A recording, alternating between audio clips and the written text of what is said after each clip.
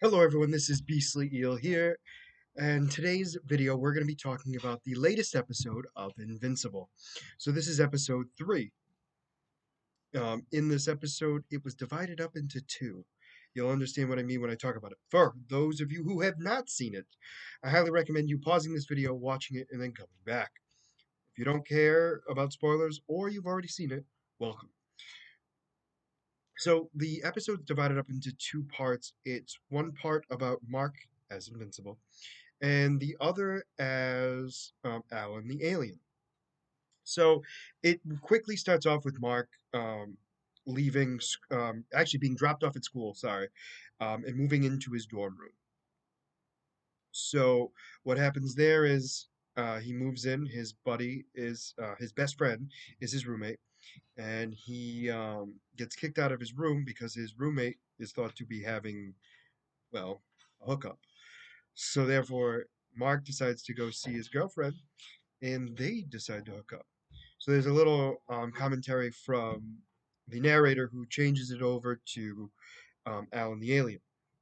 So we learn more about Alan's race, and apparently they were destroyed by the Valtramites. Hope I'm saying that right.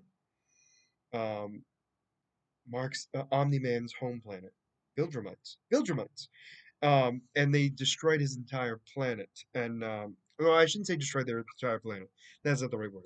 They conquered it. And what happened was his people were able to. I don't want. They didn't resist, but what happened was they were defeated. They then had a rogue group that was trying to build better equipment and everything else. They came out of hiding and started to attack the Viltrumites again. They did a lot more damage this time, but not enough. What happened next was they were able to pretty much destroy what they thought was the entire race. Turns out there was still at least one that survived, and they used their intelligence to create a genetic being of their race to try to expand the abilities of their people, basically. So word got around from other worlds that this was happening, and the fact that they were able to survive a Viltrumite attack. So a lot of people helped out and tried to figure out what else these people needed. So they decided to help them out, and they created what was supposed to be this um, specific type of alien. So it was part of their race, but they were enhanced with superpowers. Most of their experiments failed, all except for Alan. Alan was able to have superhuman strength, abilities, and everything else, and attacked a Viltrumite. Now he was only able to attack one, right? And unfortunately, that Viltrumite beat him to a bloody pulp. So he came back, miraculously healed. Now, when I say miraculously, it took a long time to heal. It wasn't like it was like automatic. So anyway, he was then tasked with training or testing the defenses of other worlds to see if they could find a suitable candidate to help stop the Viltrumites from taking over worlds. Well, Alan finally made it back to his new world, where he was able to download the material of Invincible. Invincible being half Viltrumite. Everyone was surprised by this, and by the fact that the Viltrumite did not actually destroy the planet or conquer it.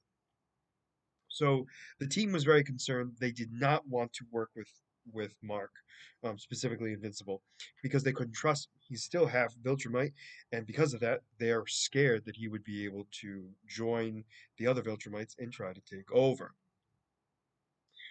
They also were concerned by the fact that apparently there was a Viltrumite who actually stopped what they were planning on doing and escaped, left the planet without conquering it, which was a concern that they had. So they continued to talk, and the head person, I guess you would say, right, wanted to talk to Alan the alien separately. So he was able to find out or explain to Alan that there must be a traitor among them because there was one group that was just added in to the alliance, and they were decimated by Viltrumites. So obviously somebody must know what's going on and feeding that information to the Viltrumites. So Alan said he would agree to try to figure this out. So Alan gets back with his girlfriend, where they have a hookup, and the narrator tries to go back and forth between the two of them, between Alan the alien and Invincible, but both parties are having a hookup, and they then go towards a cat from Alan's home that has one eye, just like Alan.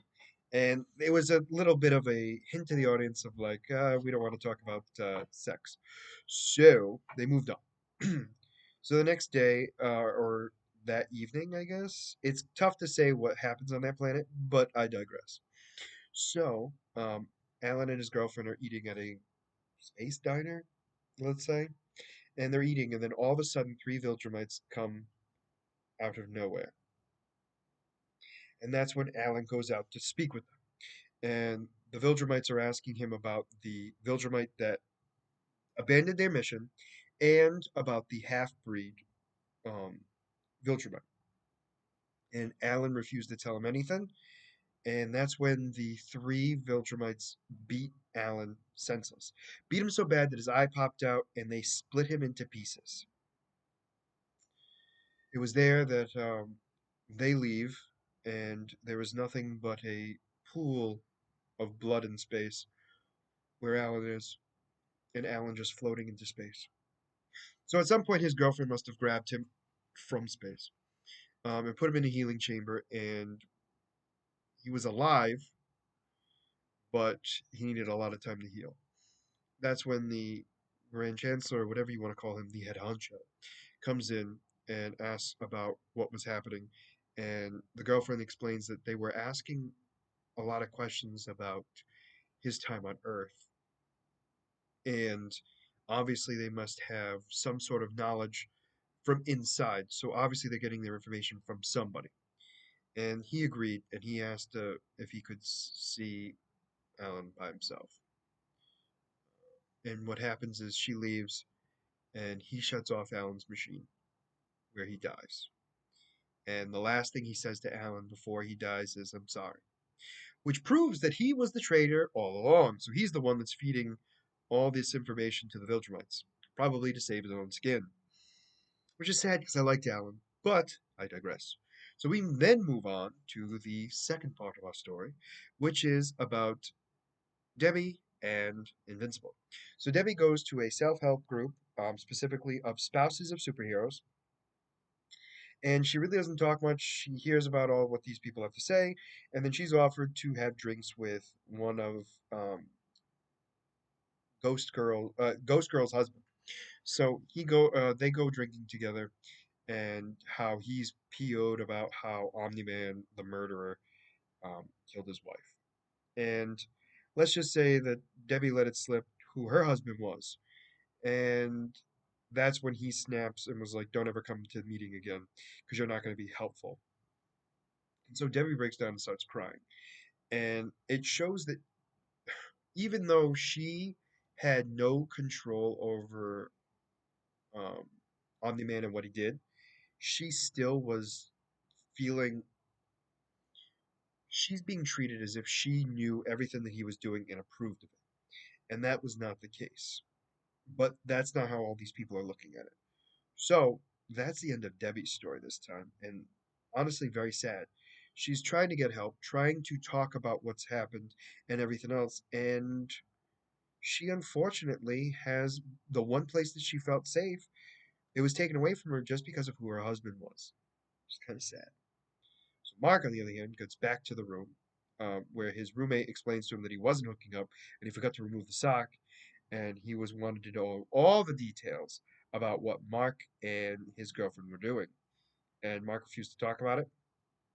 And that's when a creature, specifically what it was his little toy, um, the dog superhero, came in and asked for Mark's help. And Mark starts using his powers to get more information out of this thing, and he's not really given much. So his roommate's freaking out because people are walking around and everything else, and they don't want him. He doesn't want Mark's secret identity to be exposed. So that's when Mark grabs the dog creature and throws him outside, and the two of them start. Well, fighting isn't the right word. Mark beats him. And then finally, he's like, "You need to tell me exactly who you are right now."